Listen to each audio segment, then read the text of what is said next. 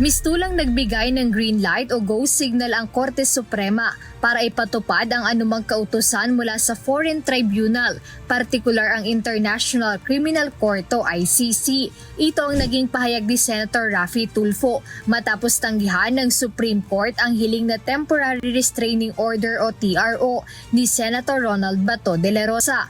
Layon sana ng TRO na harangin ang warrant of arrest na inilabas ng ICC laban sa kanya. Dahil dyan sa decision ng Supreme Court, it just simply means na binibigyan ng kapangyarihan ng executive branch para ipa-implement yung arrest warrant from the ICC para kay Bato.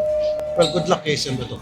Samantala bilang kilalang malapit kay Senator de la Rosa, hindi naman naitago ni Senator Robin Hood Padilla ang kanyang kalungkutan sa desisyong ito ng Supreme Court.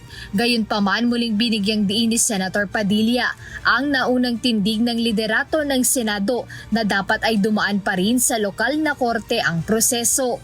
Ay, siyempre, malungkot yun. Hindi nga naman tayo pwede maging reaksyon. Malungkot tayo. Illegal po ba? Ay, tanong natin sa kanila. May illegal. Kasi sa amin, tandaan ninyo, ang Senate, ang sabi ng aming SP, ay hintayin namin ang warrant ng local court. Giit naman ni Senator Sherwin Gatchalian, bahagi lamang ito ng umiiral na judicial process sa bansa. Binanggit din ng senador ang isang resolusyon ng Senado na posibleng magsilbing legal na basihan aniya ng law enforcement agencies sa kanilang pag-aksyon.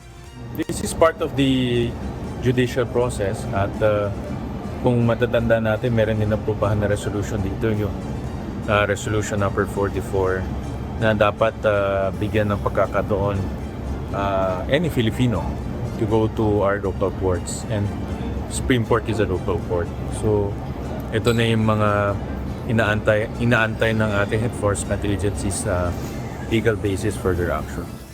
Naniniwala naman si Senator Jinggoy Estrada na hindi pa ito ang huling maaatrasan ni Senator de la Rosa. I think he still has a lot of legal remedies left. It's up to his lawyers.